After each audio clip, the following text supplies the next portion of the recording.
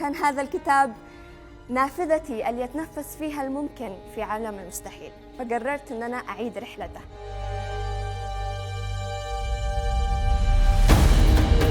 ابن بطوطة بدأ رحلته من مسقط رأسه في طنجة المغرب، مروراً بشمال أفريقيا إلى آخر الرحلة بترتيب معين. لكن بسبب حاجز الحدود اليوم وحاجتي للفيزا بدأتها بلبنان، لأن اليمنيين فيزتهم من المطر، فأي شيء المدينة الأولى.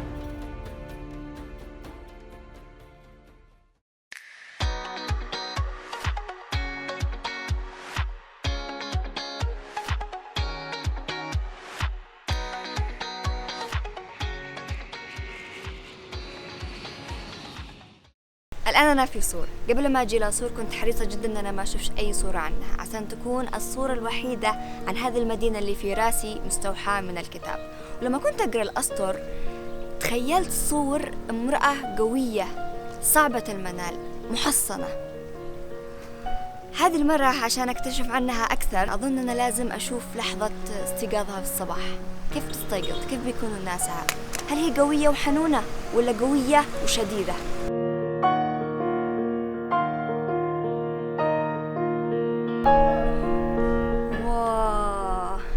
صراحة الشارع والألوان شي رهيب. أنا عارفة إذا ابن بطوطة مر بالمباني وهي ملونة هكذا، بس الألوان تعطيك يا أخي شعور. والمدينة نايمة والناس عادوا ما صحيوش إلا شوية، اللي صحيوا من البداية يشتغلوا. يعني صدق لما قلت امرأة قوية أضيف لها جميلة.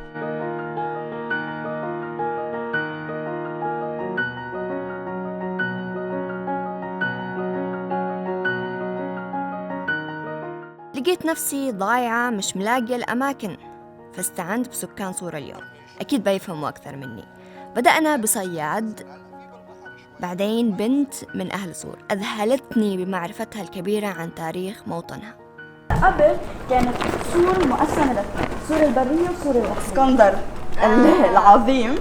فحاول يستولى على صور كلها، مش بس على منطقة واحدة. كان إنه يقدر صور البحرية من هون كان بسهولة قدر يهدمها، بس سور البحرية بقي 7 شهور لأنه عمر مثل سور طويل فوق حجارة ورمل وهيك، لبعد 7 شهور حصرها لسور البحرية وسقطت.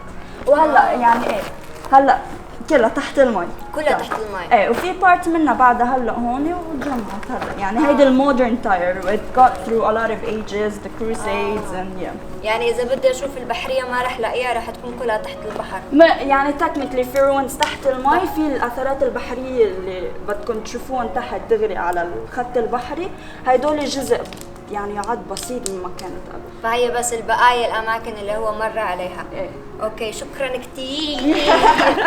سؤال عن آثار خطى ابن بطوطة أكسبني صديقة، حكت لي أكثر عن صور وتاريخها، وحكيت لها الأعاجيب اللي صارت مع ابن بطوطة وقصصها في الكتاب.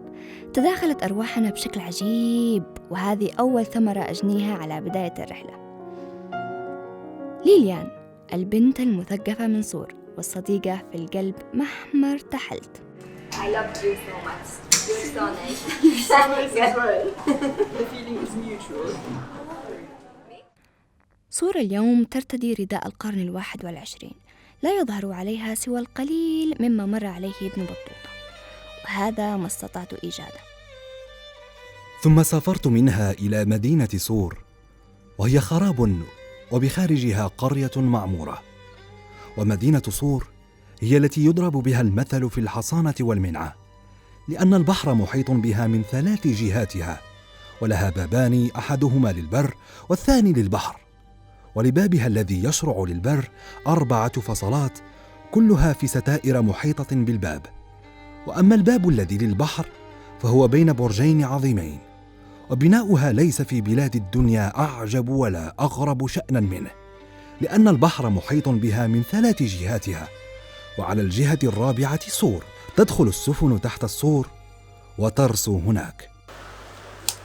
نيجي الآن نذكر الناس اللي ذكرهم ابن بطوطة في كتابه. ذكر بس حاجة واحدة على أهل صور، وهو أنه شافهم وهم بيتوضوا للصلاة، فشاف أنهم بدأوا برجلهم وبعدين غسلوا وجههم، مسحوا شوية على راسهم، ما تمضمضوش ولا استنشقوا.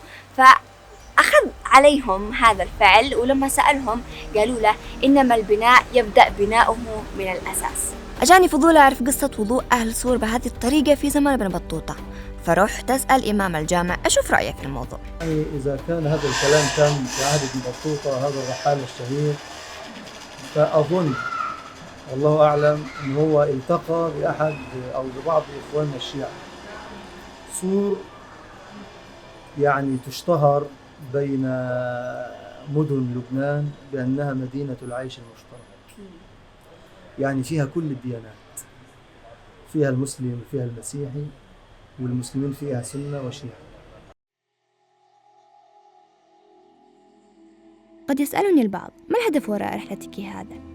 أنا أسافر بحثاً عن الإنسان بعيداً عن المسميات التي يضعها محيطنا، ثم إني أقصد الشفاء الروحي وراء هذه الرحلة، فليجعلها الله شفاء لنا جميعاً من كل ما تراكم علينا وغطى جوهرنا الإنساني. وما هذه الصور المتحركة المرئية سوى نقطة في بحر من التوثيق، فوراء كل مدينة أزورها بحر من الكلمات يكتب على هذه الصفحات لتجمع بعد انتهاء الرحلة. تلك الرحلة التي أخذت من ابن بطوطة 29 عاماً ونصف من عمره، ويعلم الله كم هتاخذ مني من. تنتهي الرحلة بتأليف كتاب سمية على خطى ابن بطوطة في القرن 21. رحلة ابن بطوطة في لبنان بدأت للتو، وما زال لدينا الكثير لنغطيه، 3 مدن أخرى وقصة عجيبة مع رجل يحول النحاس إلى ذهب. للمزيد تابعونا.